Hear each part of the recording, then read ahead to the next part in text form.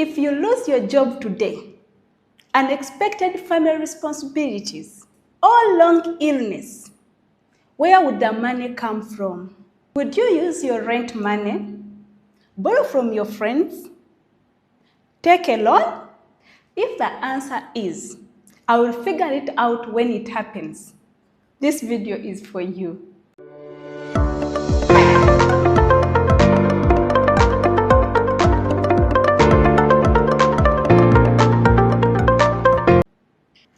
Hi, I'm Becky. Welcome to BeckyBrilliant Finance. On this channel, we talk about personal finance, investing, and building financial stability for Ugandans and Africans, both at home and in the diaspora. But today, we are not talking about making money. We are talking about protecting your money and protecting your life from financial stress. Because before you start investing in things like T-bills, T-bonds, real estate, business, or any other investment, there is one foundation you must build first. And that foundation is called an emergency fund. An emergency fund is financial caution that protects you when life becomes unpredictable. And in this video, I will show you how you can build that emergency fund safely using money market funds in Uganda. Let's start with the basics. What is an emergency fund? An emergency fund is money that you intentionally set aside for unexpected and serious situations. This is not money for vacations. It is not money for shopping. It is not money to upgrade your car or your phone. This money is strictly for real emergencies.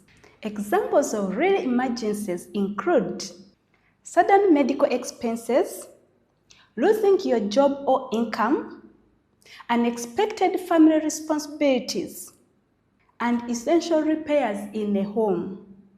Life is unpredictable. Sometimes things happen when you least expect them.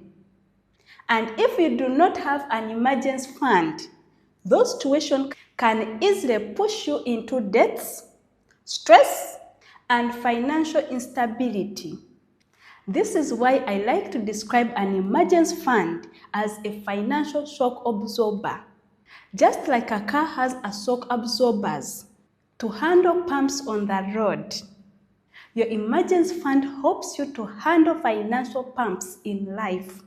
Without it, even a small problem can become a bigger crisis. For emergency fund to work properly, it must have three very important characteristics. 1. Liquidity. The money must be easy to access when you need it. If you have an emergency today, you should not need to first sell a land, break a long-term investment, or struggle to get your money. Emergency fund must be available quickly. 2. Separation. The money must be separate from your daily spending accounts. If you keep your emergency fund in the same account you use maybe for groceries, transport, airtime, or any other expenses, there is a higher chance you will use that money even without realizing it. 3. Clear definition. You must clearly define what an emergency is. If every inconvenience becomes an emergency, your fund will disappear quickly. That's why it is needed here to really clearly define what emergency is to you. Because, for example, if there is a sale in the mall and you quickly take an emergency fund that is also emergency because there is a sale or a promotion, then you will never keep emergency money. Or a weekend trip with your friends that you forgot to plan for, you can't call that an emergency. But a hospital bill or unexpected job loss or income, that's an emergency. Now let's talk about some mistakes people make when keeping emergency funds. First mistake, keeping cash at home.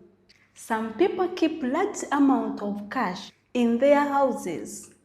This is risky because it can be stolen, it can be lost, it does not grow. Your money is simply sitting there, losing value because of inflation. Mistake 2, locking your emergency funds in long-term investments. Some people keep their emergency fund in things like land or T-bonds. Those investments are good, but not good for emergency fund. They are only good for long-term wealth because you cannot easily access the money. Mistake 3, mixing your emergency fund with spending money. Keeping emergency fund in mobile money or normal bank account used for daily expenses. Over the time, you might unknowingly spend it all. And when the emergency comes, all the money is gone. So this is where money market funds become very useful. Money market funds is a type of unit trust where your money is pulled out with other investors to invest in things like T-bills and fixed deposit, and it is managed by professional fund managers. Instead of you trying to invest money yourself, the fund managers invest on behalf of many investors. Because of this, money market funds are considered as low-risk investments compared to many other options. Your money earns interest over time, while still remaining relatively safe. Money market funds are very useful for emergency funds because they solve 3 key problems. 1. Liquidity. Money market funds allow you to withdraw your money in few days. In Uganda, it takes like 2 to 3 working days. That means you can easily access your money anytime you need it. 2. Separation. Because the money is kept in different accounts, it reduces the temptation to spend it casually. When opening money market fund account, you can even call that account emergency fund account, so it is separated from other accounts.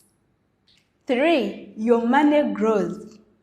Instead of your emergency fund sitting idle and losing value due to inflation, it continues to earn returns while waiting. That means your emergency fund is working quietly in the background. Now let's talk about how to build your emergency fund in a practical way. Step 1. Calculate your monthly expenses. Look at your essential monthly expenses like food, rent, transport, medical, and utilities. So mainly here, you have to know how much you use per month.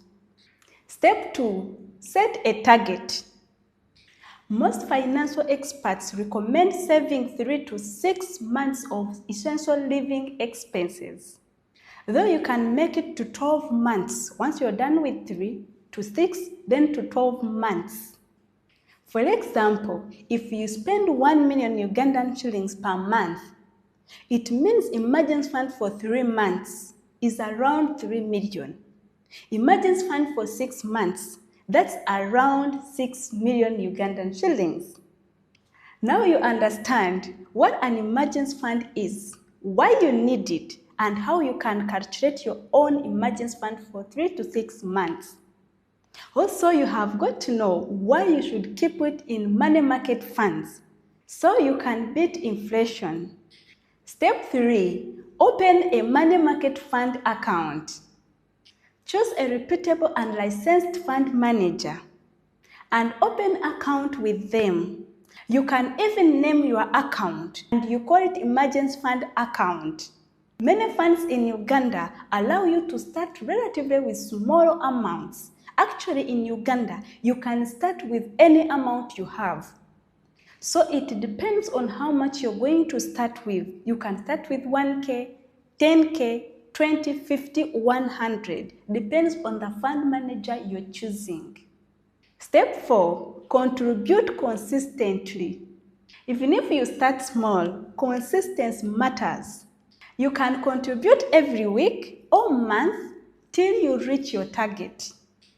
Step 5. Use it only for real emergencies.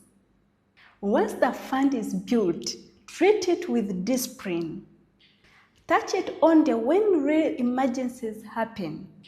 In case you want to know more about money market funds, I already have a video. Check the link in description.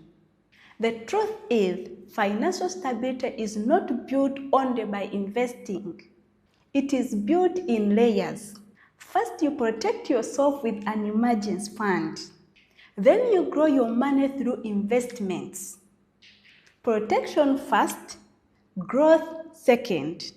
When you build that foundation, your financial journey becomes much less stressful.